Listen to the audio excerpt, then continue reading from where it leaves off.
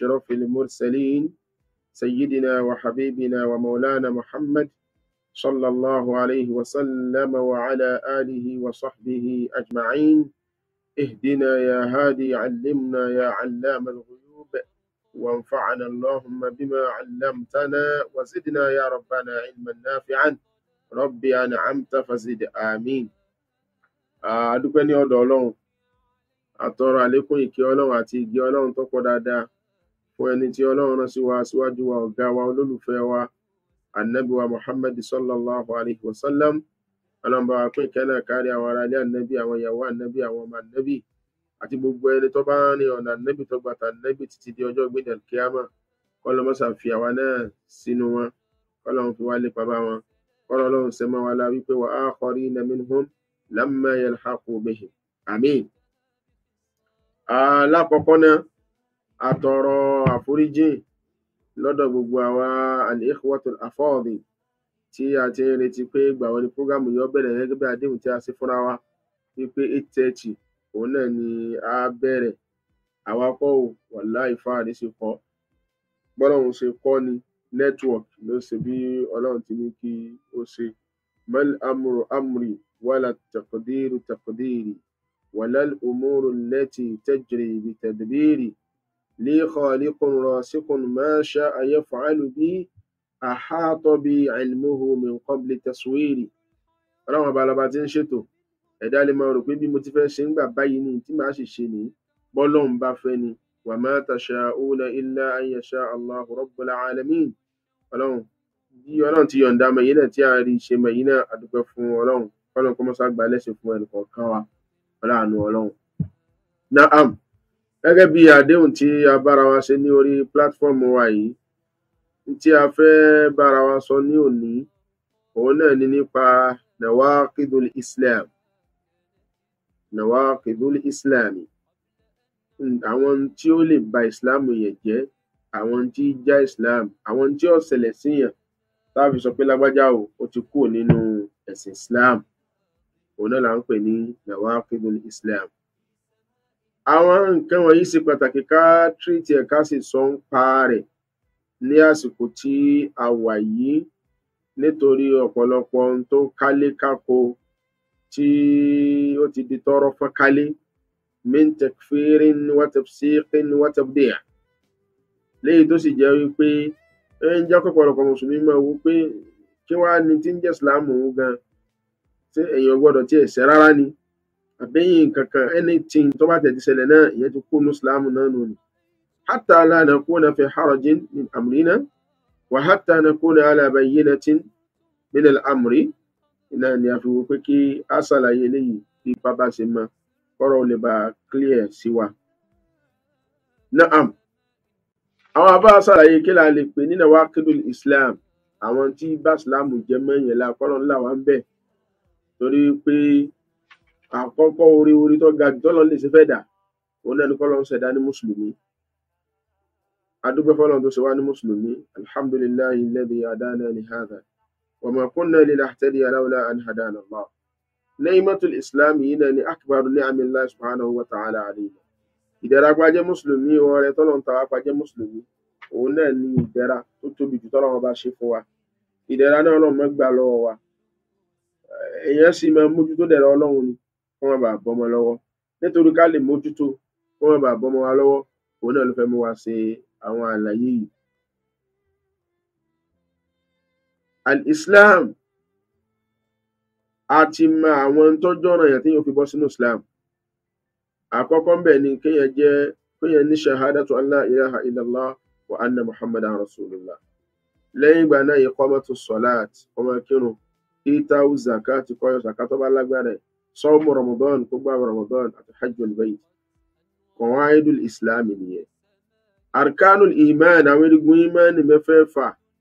Al-imanu billah, kó gbọ́ Ọlọ́run bá gbọ́, màláíkà kó gbàgbọ́, àwọn tírà Ọlọ́run tó sọ̀kalẹ̀ kó gbàgbọ́, àwọn òjíṣẹ́ Ọlọ́run kó gbàgbọ́, ọjọ́ ìgbéǹde kíámà kó gbàgbọ́, wal qadar khayrihi wa sharrihi, kéèyàn gba kádàrá gbọ́, gbogbo ohun tí kádàrá bá gbé wá kẹ́dà ó gbàgbọ́. Ara àwọn tó jẹ́ ara usulul imani mẹ́fẹ̀ẹ̀fà náà nù. But bí àwọn kíní yìí bá pé sí yẹn látán, tí a rí pé mùsùlùmí nì, kí làwọn tó lè ṣẹlẹ̀ sí tí a fi sọ pé nìyí ti kúrò ní mùsùlùmí?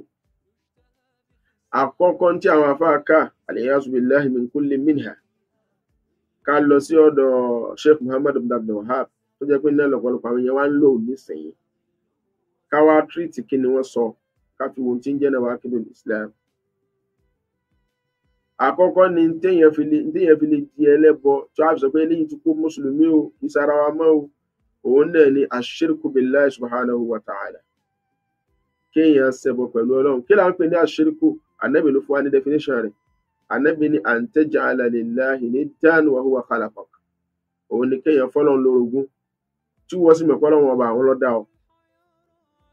Ìfún Ọlọ́run ọba lórogún náà ni kéèyàn sin nǹkan mí lẹ́yìn Ọlọ́run, kó gbà pé nǹkan mí yìí yanfa'u wa yadur min dunillahi subhanahu wa ta'ala, kó gbà pé nǹkan mí tún lẹ́tọ̀ọ́ kó gba ẹ̀sìn lọ́wọ́ òun, kóun sìn, kóun jọ́sìn fún lẹ́yìn Ọlọ́run ọba àlekè ọlá.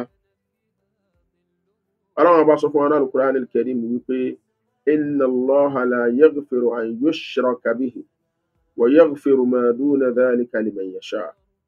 Nítorí Ọlọ́run ọba ò ní forí ẹ̀ jìyàn láyé nínú ẹ̀ṣẹ̀, òun náà ní kéèyàn ṣẹbọ pẹ̀lú òun Ọlọ́run. Nítorí bá yàtọ̀ ṣẹbọ nínú ẹ̀ṣẹ̀, òun lè forí ẹ̀ jìyàn dá. Áyà yìí ń jóyè wáyé pé tọ́lọ́ máa sọ fún wa pé inna Allaha la yaghfiru an yushraka bihi, òun ò ní forí ẹbọ jìyàn dá. Tẹ̀kídìrú bẹ̀ ní pé ẹ̀ṣẹ̀ tóun ò ní forí ẹ̀ jìyàn dá min duni tauba, ẹ̀ṣẹ̀ tóun ò ní forí ẹ̀ jìyàn dá àfi kẹ́dà ó túbá kọ́mọ̀ sí mọ́, tó bá ti ṣe kọ́mọ̀ sí mọ́, tí ò bá ṣe kọ́mọ̀ débẹ̀. Tó bá yẹ pé mujarradu ma'na zahiri ni pé Ọlọ́run ní forí ẹbọ jìyàn, asáàrí nínú àwọn sàhábà tí wọ́n ṣẹbọ rí kó tó di pé wọ́n gbà Islam, ààrí nínú ọ̀pọ̀lọpọ̀ àwọn ẹlòmíì tí wọ́n gbà Islam nísìnyí tí wọ́n ṣẹbọ rí. Sáwà sọ pé wọn ò ní láforíjì ní táà nábì sọ fún wa wípé al-islamu yajubbu ma qabla. Al-islamu ntí ẹ̀ṣẹ̀ tíyẹn bá ṣe gbogbo ọ̀nà tíyẹn bá dá kó tó di pé gbà Islam, tó bá ti gbà Islam, ẹ̀sìn Islam a máa gbé ẹ̀ṣẹ̀ náà kù fún ẹrú náà. Ó túmọ̀ sí wípé béèyàn bá ṣẹbọ tí ò bá túbá lọ́lọ́run ò ní foríjì, tó bá ti túbá Ọlọ́run á bá wọn foríjì, àmọ́ kó má padà sí díẹ̀ mọ́. Wa yaghfiru ma duna dhalika liman yasha. Ọlọ́run máa forí ẹ̀ṣẹ̀ míì tó yàtọ̀ ṣẹbọ, ó lè fi jìn ẹ̀dá, ìyẹn hatta min duni tauba, torí fa'alun lima yurid wa ya'fu an kathir. Inna Allaha yaghfiru dhunuba jami'an innahu huwal ghafurur rahim. Ẹbọ làkọ́kọ́ ń tó tóbi jù. Tá a bá wá ní àwọ̀ ẹbọ yìí, àwọn sọ pé kí là ń pè ní ẹbọ? Ọ̀nà wo lèyàn lè gbà ṣe ẹbọ? A kò sí ṣírùkù sọ́lọ́run àbó sí kúfúrù sọ́lọ́run ọba. Àwọn àfáà pín sí bí ọ̀nà 5 láwọn ẹbọ tó tóbi jù. Àkọ́kọ́ ni pé a ní kúfúrù takrib, kéèyàn pe ọ̀rọ̀ Ọlọ́run ọba nírọ́. Ọlọ́run ọba ní wa man azlamu mimman iftara ala Allahi kadhban. Ṣírùkù yàtọ̀ fún kúfúrù, ṣírùkù wo ló súnmọ́ ju kúfúrù lọ o, but nǹkan kan náà tí wọ́n tí ya wọn súnmọ́ra wọn tó dẹ̀ rí bákan náà ni wọ́n. A padà ṣàlàyé bí kúfúrù ṣe rí sí ṣírùkù. But tí ń jẹ́ ìṣìrákù gẹ́gẹ́ ni kéèyàn mú nǹkan míì kún Ọlọ́run ọba àlekè ọlá.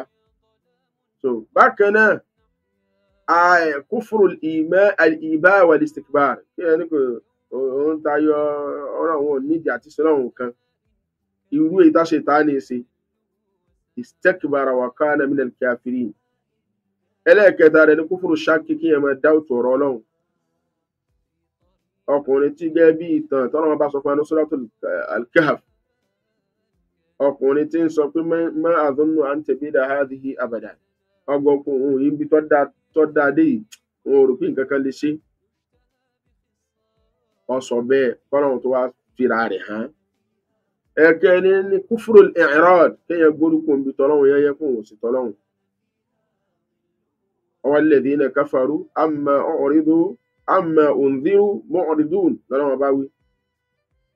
Ẹlẹ́ẹ̀karùn-ún ẹ̀ òun náà ní kúfúrù nifaq, kéèyàn jẹ́ mùnáfíkí ẹ̀sìn. Dhalika bi annahum amanu thumma kafaru fatubi'a ala qulubihim. Àlàyé ń bọ̀ wá pẹ̀lú Ògo Ọlọ́run, but àsìkò wa tó ti lọ, àti pé ká má dààmú ara wa jù ló jẹ́ ká rọra máa gé báyìí. ẹlẹ́ẹ̀kejì nínú ọ̀nà tó lè mú yẹn jáde nínú Islam lẹ́yìn al-ishraku billahi subhanahu wa ta'ala, ẹlẹ́ẹ̀kejì náà ni al-imanu bi anna hunaka nafi'an aw darran min dunillahi subhanahu wa ta'ala. kí yẹn lọ gbà wípé ẹnìkan bẹ tó lè níwúlà tó lè ṣàǹfààní fún un tó dàbí Ọlọ́run, harifa ọwọ́ àfi fẹ́ràn kíníhun ni gẹ́gẹ́ bó ti fẹ́ràn Ọlọ́run, àbí kó bẹ̀rù kíníhun ni gẹ́gẹ́ bó ti bẹ̀rù Ọlọ́run. lọ́lọ́run sọ pé Ọlọ́run ni yuhibbunahum ka hubbillah walladhina amanu ashaddu hubban lillah. gbogbo ẹni bá ti lọ́ọ́ gbé al-khawfu war-raja'i tó dà gẹ́gẹ́ bí ó ti yẹ kẹ́dà ó ní sọ́lọ́run tó wá lọ́ọ́ gbé sọ́dọ̀ ẹ̀dá, irú ẹni bẹ́ẹ̀ ti di ẹlẹ́bọ. a lè bẹ̀rù ẹ̀dá ẹgbẹ́ ara lóòótọ́ bọ̀ ó láàlà, a gbọ́dọ̀ bẹ̀rù ẹ̀dá mọ ní dèdè pé o ò lè ṣe ń tọ́lọ́run ọba ọba ṣe fún mi. a sì gbọ́dọ̀ fẹ́ràn ẹ̀dá ká máa ran kan rẹ̀ mọ́ níbi pé tọ́lọ́run bá ní ó ṣe òun náà ní ó ṣe. gbogbo tó bá wá lọ́wọ́ ẹ̀dá sábàbí ni, Ọlọ́run ọba gẹ́gẹ́ ní í ṣe gbogbo nǹkan. tó nínú tí a gbọ́dọ̀ mọ̀ nù. ẹlẹ́ẹ̀kẹta nínú àwọn tó lè mú yàn jáde nínú Islam tó jẹ́ nawaqidul Islam, òun náà ni ar-ridha bil kufri. òun náà ni kéèyàn yọ́nú sí kèfèrí. lọ́nà wo? kéèyàn gbà bóyá Islam yìí kódà ẹ̀sìn àwọn kèfèrí ó sì wá dáa jùlọ, kódà gbogbo nǹkan wọn ló dáa jù, Islam lẹ̀ sí tiwa yóò ṣe kíní kan, àbí kó ọmọ yọ́nú sí wà kèfèrí kan tí wọ́n ń wù. wọ́n ń sọdún Òṣogbo, Ọ̀ṣun Òṣogbo, ìwọ náà ń pé ọdún tó dáa ni, ọdún tó bá bá yín láyé ẹjọ́ sí ni, ìwọ náà ń kọ́ da ẹjọ́ ń lọ jẹun rẹ̀, ẹjọ́ ń dúdú rẹ̀, ẹjọ́ ń ṣe, wọ́n ń ṣe ṣàwọ́ àwọn gá, ẹjọ́ ń ṣe wọn nígbà náà Ọlọ́run kan náà lẹ́jọ́ ń pè. ar-ridha bil kufri kufrun, ìyọ́nú sí nǹkan kèfèrí, ẹ̀sìn kèfèrí, ìwà kèfèrí nínú tó lè mú yàn kúrò nínú ẹ̀sìn Islam. adamul imani bi afdaliyatil Islam, ẹlẹ́ẹ̀kẹrin. so kéèyàn má bìlífù pé Islam yìí lẹ̀sìn tó lọ́lá jù, tọ́lọ́run ọba àlekè ọlá sì fẹ́ jù, tọ́lọ́run sì sọ fún wa pé inna ad-dina inda Allahi al-Islam. tọ́lọ́run sọ fún wa pé wa man yabtaghi ghayra al-Islam dinan falan yuqbala minhu wa huwa fil akhirati minal khasirin. Ọlọ́run ọba àlekè ọlá ojoojúmọ́ wa pé gbogbo ẹni tí ó bá ti mẹ́sìn mí dọ́dọ̀ wọn, tó bá ti mẹ́sìn mí dọ́dọ̀ wọn yàtọ̀ fẹ́sìn Islam, òun ò ní gbà lọ́wọ́ ẹ̀. kéèyàn má ní mẹ́ni báyìí, ó ti di kèfèrí nù ni. tó bá kẹ́rẹ́ ẹlẹ́ẹ̀karùn-ún náà ni búgídù shay'an mimma ja'a bihi nabiyyu sallallahu alayhi wa sallam. káàrí pẹ́ dà ń bínú ẹni tì nínú tàbí mímú wa, bóyá adájọ́ ṣẹ̀dí àkàrà wa ni eléyìí ò tẹ́ wa lọ́rùn, ọ̀fẹ́. Ọlọ́run sì ní sọ pé wọ́n máa ní ó sì lẹ́lẹ́gba, ó sì ní wọ́n gbèrè lọ́wọ́ kọ dá barbaric law nìyẹn náà, ó bá mú olúwẹ̀ di kèfèrí nù, ń di kèfèrí lọ́nu. barbaric law nù kọ bá mú rárá, torí pé kí ni ma kana li mu'minin wala mu'mina idha qada Allahu wa rasuluhu amran an yakuna lahumul khiyaratu min amrihim. bọ́lọ̀ ń bá pàṣẹ tí ń jẹ́ Islam náà nìkan ní aslamtu lillahi rabbil alamin.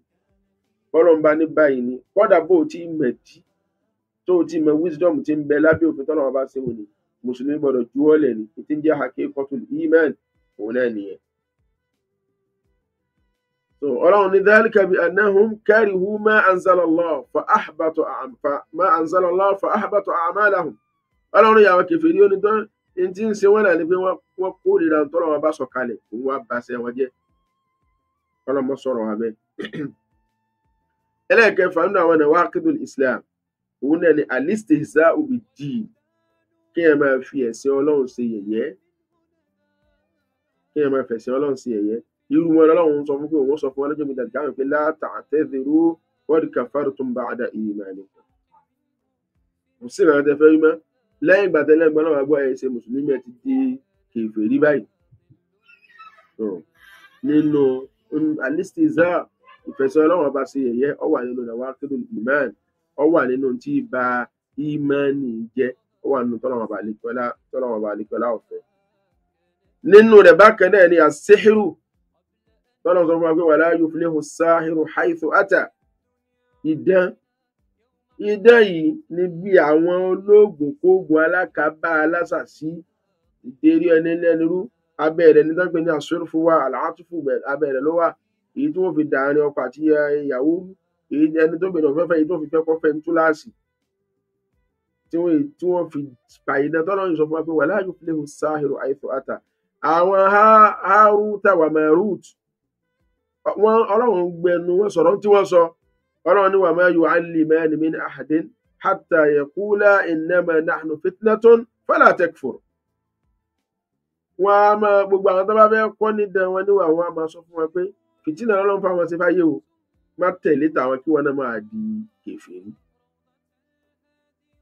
ó túmọ̀ sí pé nínú tó lè sọ yẹn di kèfèrí tó lè mú yẹn rí ìbínú ọlọ́run òun náà ni ìwà à ń ṣe síhírù kí síhírù òun náà ni ọwà à ń kà báyìí àwọn àlàyé mi ń bọ̀ alẹ́yìn pẹ̀lú ògùn ọlọ́run bákan náà nínú rẹ̀ ni mudhaharatul mushrikin wa musanadatuhum wa muawanatuhum diddal muslimin kéèyàn máa kó kèfèrí àbẹ́lẹ́bọ lápá lérí mùsùlùmí kọ ní ti àwọn eléyìí èèyàn rí ni wọn àbí torí pọ́ọ́rọ̀ àǹfààní kan lọ́wọ́ wọn kọ wá lọ kún wọn lápá against mùsùlùmí torí pé al-wala'u wal-bara lillahi subhanahu wa ta'ala ló gbọ́dọ̀ jẹ́ so a máa bá mùsùlùmí ẹgbẹ́ ara wa sí a sì máa kún lọ́wọ́ àwa gbọ́dọ̀ kún kèfèrí lọ́wọ́ lérí mùsùlùmí ọlọ́run àbọ̀ ọ̀fẹ́ bẹ́ẹ̀ àfi tí mùsùlùmí bá ń ṣaburú lókù ọ̀tọ̀ ọ̀rọ̀ léyìn a wà á bá mùsùlùmí oúnjẹ a sì tọ́ ọ sọ́nà àmọ́ ká wá kún kèfèrí lọ́wọ́ lérí kí mùsùlùmí ó lè bá àmọ́ sọ̀síìdì lérí dáadáa lérí ipò tí ń wà àbí lérí ọ̀nà kan àbí ká máa ran kèfèrí lọ́wọ́ láti lè fìyà jẹ mùsùlùmí ẹgbẹ́ wa ọlọ́run ọba ọ̀fẹ́ eléyìí ń ṣẹlẹ̀ ó kù lérí afrod pé àwọn rí ọ̀pọ̀lọpọ̀ mùsùlùmí tí ó kù kèfèrí lọ́wọ́ lérí against mùsùlùmí ẹgbẹ́ rẹ̀ ó kù lọ́rọ̀ afrod báwọn harifa kọ́dà ó di ọ̀rọ̀ ìjọba ó di ọ̀rọ̀ ọ̀pọ̀ ẹgbẹ́ sẹ́gbẹ́ à ń rí bẹ́ẹ̀ nǹkan báyìí nǹkan tí ò dáa ni kò dáa àwọn ọ̀pọ̀lọpọ̀ ìjọba mùsùlùmí láyé àfẹ́mọ̀ọ́kà pọ̀jẹ́ tó bá mọ tí ń lọ láyé yóò rọ́pọ̀lọpọ̀ ìlú Islam tí ń lọ kójọba kèfèrí lórí mùsùlùmí ẹgbẹ́ rẹ̀ kí yóò lè bàa jẹ wọ́n bá a mọ gbogbo ẹ̀ àwọn mùsùlùmí ni wọ́n kún àwọn tí kì í ṣe mùsùlùmí lọ́wọ́ tí wọ́n fi dàrọ́ kèrú débi wọ́n dàrú gbèrú àwọn mùsùlùmí ni wọ́n kún ẹni tí kì í ṣe mùsùlùmí lọ́wọ́ tí wọ́n fi sọ̀rọ̀ Libya débi tí wọ́n bá dé nì wàhákàdà ọ̀kọ́lọ̀ kò sàmọ̀nà gbogbo wa ìwà wọn sì ní ìwà kèfèrí ni bíyàn bá ń wù ó lè sọ̀rọ̀ di kèfèrí Ọlọ́run ní wa man yatawallahum minkum fa innahu minhum ẹni ó bá lọ mú àwọn kèfèrí ní olùkàyàsí rẹ̀ nínú yín ó ti dára wọn o ẹni ó bá lọ mú kèfèrí lólùkàyàsí rẹ̀ Ọlọ́run ló ti dára wọn o fa innahu minhum Ọlọ́run ló ti dára wọn o inna Allaha la yahdi al-qawma adh-dhalimin bákan náà nínú tó lè sọ̀yẹ̀ di kèfèrí òun náà ni i'tiqadul khuruja min at-taklifat ash-shar'iyya káwò pé nìkan ó ti kọjá àwọn tọ́lọ̀ ń bi wákàṣe nínú ẹ̀sìn bí ọba ṣe Ọlọ́run níbi òun ti tóbi tayọ báwọn ní tiẹ̀ àbí kó òun gẹ́gẹ́ máa rí rẹ̀ bẹ́ẹ̀ ṣàwá òun ní ẹnìkan ní rẹ̀ bẹ́ẹ̀ ni àbáwa làwa gbé sípò rẹ̀ ìlágbẹ́jà àkọ́dà báwọn òkírun Ọlọ́run níbi wọn bí wọn gbàwẹ̀ àwọn ṣéwò ti tayọ báwọn àkọ́dà àwọn ṣéwò àwọn yìí gbàwẹ̀ mọ́ àwọn kírun mọ́ wọn ti tayọ gbé lẹ́yìn wọn ti wà sálà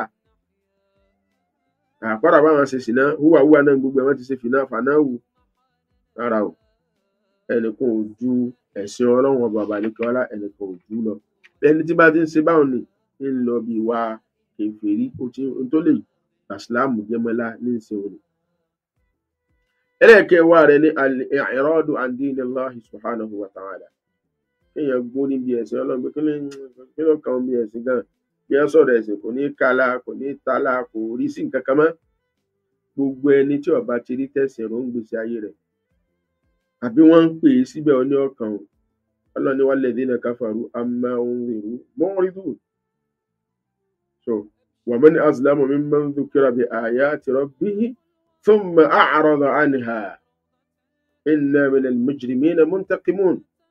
Ọlọ́run lẹ́ni tó jálábòsí jù láyé lẹ́ni tí wọ́n dá akọ Ọlọ́run wọ́n sọ̀rọ̀ Ọlọ́run létí rẹ̀ ọwọ́ akátínú pé kò sí tọ́kàn wọn. Torí opposite eléyìí òun náà ni ìròyìn àwọn mùmínì òdodo. Ọlọ́run ní innamal mu'minuna alladhina idha dhukira Allahu wajilat qulubuhum wa idha tuliyat alayhim ayatuhu zadatuhum imanan wa ala rabbihim yatawakkalun. So mùmínì òdodo bí wọ́n bá dá akọ Ọlọ́run ara wọn àbùmásọ ẹ̀rù abà wọ́n pé ọba tó ní mí ni wọ́n ń ṣe kíni ni wọ́n ń dá akọ rẹ̀ yìí. Ẹni tí kì í bá ṣe mùmínì òdodo ni ò ní rí báwọn ni. Eléyìí ń jẹ́ ẹlẹ́ẹ̀kejì àbí ẹlẹ́ẹ̀kẹwàá nínú àwọn tá a fi mọ nínú àwọn nàwákìlù al-iman tó ń jẹ́ ẹlẹ́ẹ̀kẹwàá báwọn. Naam, àwọn kíní yìí la kà yìí, but ǹjọ́ wá nítumọ̀ wípé bẹ́yẹn bá ti ṣe báyìí náà ló sì ti di kèfèrí, ó ti dẹlẹ́bọ náà nù ni. Àbọ̀ lálàyé kan nú eléyìí ni a wà sáré sọ láàrin ìṣẹ́jú mélòó kan fúnra wa. Àkọ́kọ́ ni pé a lè dáyàn lẹ́jọ́ kó ṣe kèfèrí àbó di ẹlẹ́bọ àfi káwọn nǹkan kankan ó pé. Nínú tó gbọ́dọ̀ pé ní pé ẹni tó ṣe a gbọ́dọ̀ ṣe iqamatul hujja wa izalatu shubha. Ó gbọ́dọ̀ pé bí Sheikhul Islam Sheikh Ibn Taymiyyah náà ti wí. Iqamatul hujja ni pé izalatu shubha alákọ̀ọ́kọ́ ẹni tó ń ṣe kíní kan tí kíní ẹ̀ àmì